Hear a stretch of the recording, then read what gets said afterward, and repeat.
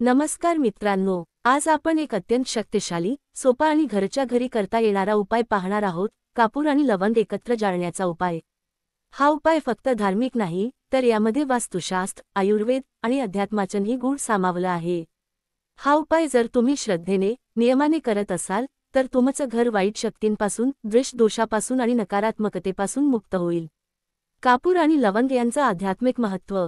कापूर म्हणजे कर्पूर, एक दिव्य वस्तू। कापूर जाळताना तो पूर्णपणे जळून जातो आणि कोणताही उरलेला अवशेष राहत नाही। हे आपल्याला शिकवतो की जीवनातही अहंकार न ठेवता पूर्णपणे समर्पण भाव असावा। लवंग ही फक्त मसाल्याची वस्तू नसून ती देवी देवतांच्या पूजेमध्ये वापरली जाते। लवंगमध्ये एक अशी शक्ती आहे जी दृष्टी, भूतबाधा आणि वाईट ऊर्जा यांना दूर ठेवते। शास्त्रात म्हटलं आहे की लवंग आणि कर्पूर जाळल्याने त्या जागेतील वातावरण शुद्ध, सात्विक आणि ऊर्जायुक्त होतं। वाईट शक्ती आणि नकारात्मक ऊर्जा कशी ओळखावी?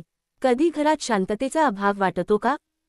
स्वप्न, अचानक तब्येती बिघडणे, सतत भांडणं, मानसिक अस्वस्थता हे नकारात्मक ऊर्जेचे संकेत असू शकतात। जिथे वाईट शक्ती असतात तिथे घरातले दिवे अचानक विझणे, देवळातील फुलं कोमेजणे हे लक्षणं दिसतात।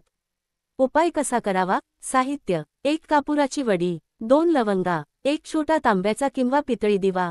पद्धत: 1. संध्याकाळच्या वेळी सूर्यास्तानंतर घराच्या मध्यभागी किंवा देवघरात बसा। 2. दिवामध्ये कापूर ठेवा, त्यावर 2 लवंगा ठेवा। 3. देवाचे नामस्मरण करा आणि तो कापूर प्रज्वलित करा।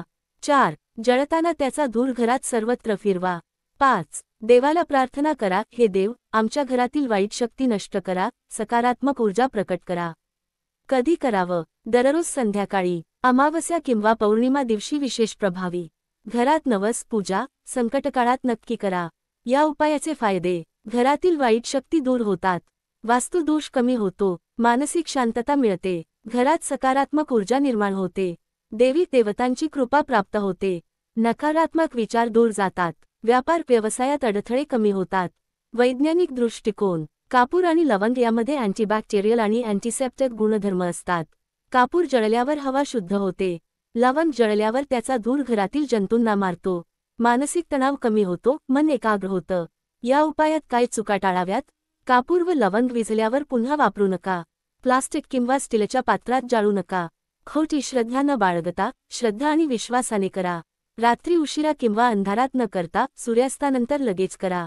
एकटे करत असल्यास देवाचं स्मरण अवश्य करत राहा। पूरक उपाय आणि टिप्स: दर गुरुवारी गंध, हळद आणि गूळ घरात फवारावं। शनिवारी काळ्या उडदाच्या दाण्यांसोबत कापूर जाळल्यास शनिदोष कमी होतो। एखाद्या विशिष्ट समस्येसाठी हा उपाय 9 दिवस सलग करा। देवघरात रोज गंध, कपूर वाहिल्याने दैवी ऊर्जा सतत टिकून राहते। हिंदू धर्मात धुराचं स्थान: धूप, धूर, अत्तर आणि सुगंध हे केवळ सौंदर्य वाढवणारे नाहीत, तर दैवी शक्तींना आकर्षित करणारे माध्यम आहेत। आपल्या पूर्वजांनी नेहमीच सांगितलं, जिथे सुगंध आहे, तिथे लक्ष्मी असते। धूप, कापूर आणि लवंग यांचा धूर देवतांना प्रसन्न करतो आणि राक्षसी शक्तींना दूर पळवतो। वास्तविक, अग्निहोत्र, यज्ञ, हवन हे सर्व काही धुराशीच निगडीत आहेत, धुरातूनच मंत्रांची ऊर्जाही संचारते। कालसर्प, पितृदोष आणि नजर दोष यावर परिणाम: काही वेळा घरात अनामिक अशुभ घटना घडत राहतात, मग ती अचानक आजारी पडणं असो किंवा सतत अपयश मिळणं असो। अशा वेळेस लवंग व कापूर यांचा उपाय केल्यास कालसर्प दोष, पितृदोष आणि दृष्टदोष यांचा प्रभाव कमी होतो। जर घरात लहान मुलं वारंवार आजारी पडत असतील, तर रात्री झोपण्याआधी त्यांच्या भोवती हा धूर एक फेरी मारून झोपा घालावी, परिणाम तुम्हाला दिसेल। दिवा, अग्नी आणि धुराचा मानसिक आरोग्यावर परिणाम: कधी दिवा बघताना तुमचं मन शांत झालंय का? कापूर व लवंग यांचा जळणारा अग्नी मनाला एक चैतन्य देतो, चिंता कमी करतो आणि झोपेचं प्रमाण सुधारवतो। जे लोक डिप्रेशन, स्ट्रेस किंवा भीती यांचा सामना करत आहेत, त्यांनी रोज हा उपाय अवश्य करावा। फक्त घरच नाही, दुकानात आणि ऑफिसमध्येही करा। हा उपाय फक्त घरापुरता मर्यादित नाही। जर तुम्ही व्यवसाय करता, दुकान चालवता किंवा ऑफिसमध्ये सतत तणाव वाटतो, ग्राहक कमी येतात, तर सकाळी दुकान उघडण्याआधी किंवा ऑफिस सुरू करताना हा उपाय केल्यास व्यवसायात वाढ, नवीन संधी आणि आर्थिक स्थैर्य येतं। काही विशेष दिवस जेव्हा हा उपाय अत्यंत प्रभावी असतो: अमावस्या, वाईट शक्तींचं सामर्थ्य जास्त असतं, त्यांचं उच्चाटन करण्यासाठी आदर्श दिवस। शनिवार, शनीची कृपा मिळवण्यासाठी, शनी दोष दूर करण्यासाठी। मंगळवार, घरातील भांडण, रक्तदोष, वाईट ऊर्जा दूर करण्यासाठी। गुरुवार, गुरुग्रहाची कृपा आणि आध्यात्मिक उन्नतीसाठी। श्रावण मास, नवरात्र, महाशिवरात्र, दीपावली या काळात दुप्पट प्रभाव असतो. तुमचा अनुभव स्वानुभवात रूपांतरित करा. मित्रांनो, फक्त ऐकून पाहून काहीच बदल होत नाही, अनुभव हा केवळ कृतीतूनच येतो. हे उपाय दिव्य आहेत, पण तेवढीच महत्त्वाची आहे श्रद्धा, सातत्य आणि नम्रता. एकदा प्रयत्न करून बघा आणि अनुभव स्वतः घ्या. लक्षात ठेवा, देवावर विश्वास ठेवणं म्हणजे चमत्काराची वाट पाहणं नाही, तर चमत्कार घडवण्याच्या प्रक्रियेत स्वतःला तयार करणं आहे. देवघर आणि ऊर्जा केंद्र यामध्ये हा उपाय कसा जोडायचा? आपण देवघरात दररोज पूजा करतो, फुलं वाहतो, पण जेव्हा आपण धूप, कापूर आणि लवंगाचा उपयोग करतो, तेव्हा ती ऊर्जा घराच्या कानाकोपऱ्यात पोहोचते. घराच्या कोपऱ्यात साचलेली संचित नकारात्मक ऊर्जा, वास्तुदोषाचे स्थायिक बिंदू यांना जळणाऱ्या लवंग कापराचा धूर स्पर्श करतो. देवघराच्या समोर कधीकधी लवंग कापूर दिवा ठेवून ओम नमो भगवते वासुदेवाय किंवा ओम नमः शिवाय मंत्र जपावा. संपूर्ण घर दिव्यता आणि शक्तीने भारून जातं. पौराणिक संदर्भ. कापूर आणि लवंग देवतांना का प्रिय आहेत? शास्त्रात लिहिलं आहे की देवी लक्ष्मी आणि भगवान विष्णू यांना कर्पूर अतिप्रिय आहे. पद्म पुराण आणि लिंग पुराणात उल्लेख आहे की जे भक्त शुद्ध कर्पूर आणि लवंगाने अर्चना करतात त्यांच्यावर देवता प्रसन्न होतात. लवंग ही अग्नितत्वाशी संबंधित आहे, म्हणूनच ती जळताना शक्तिशाली धूर तयार करते, जो वाईट शक्तींना सहन होत नाही. शंकराची पूजा करताना लवंग आणि कर्पूर अर्पण केल्यास भूत प्रेत, नजर, अघोरी शक्तींचा प्रभाव दूर होतो. गृहिणींसाठी खास. हा उपाय कोणत्या खोलीत करावा? अनेक गृहिणींना प्रश्न पडतो की हा उपाय फक्त देवघरात करावा का? उत्तर आहे नाही. स्वयंपाकघर, कारण इथे अन्न तयार होतं, इथे ऊर्जा सर्वात जास्त असते. बाळाची खोली. जर बाळ वारंवार रडत असेल, झोपत नसेल, तर हलकासा धूर वापरावा. पश्चिम दिशेचा कोपरा, जिथे सूर्यप्रकाश पोहोचत नाही तिथे नकारात्मकता साचते, हा उपाय त्या भागात अवश्य करावा.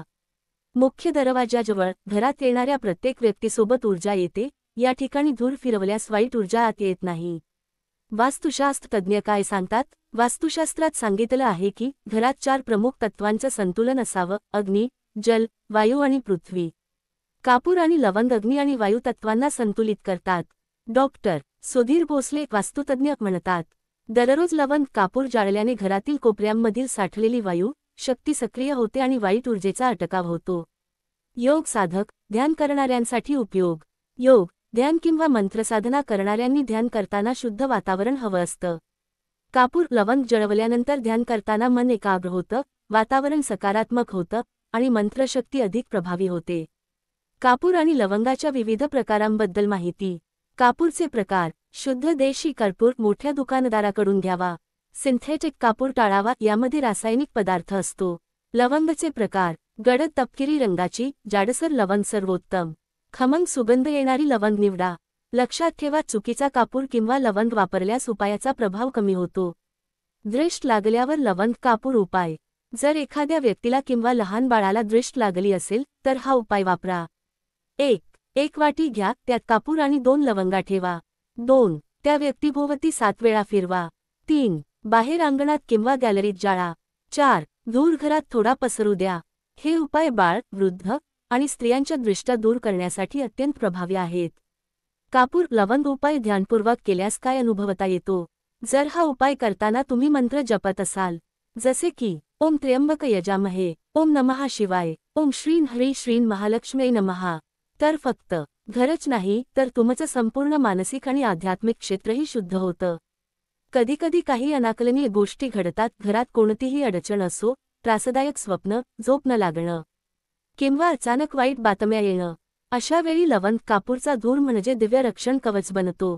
सप्तवार, रविवारी किंवा अमावस्येच्या दिवशी हा उपाय केल्यास वाईट भविष्यापासून संरक्षण मिळतं. मित्रांनो, घरात एखादा छोटासा दीप जळतो आणि त्या प्रकाशात जेव्हा श्रद्धा मिसळते तेव्हा दैवी शक्ती जन्म घेतात. कधी घरातले प्रश्न डॉक्टर, इंजिनियर, वकील सोडवू शकत नाहीत, पण एक लहानसा उपाय श्रद्धेने केलेला आयुष्य बदलवतो. शेवटी सांगायचं एकच: कापूर आणि लवंग जाळा. फक्त हवामान शुद्ध होणार नाही, तुमचं भाग्यसुद्धा उजळेल.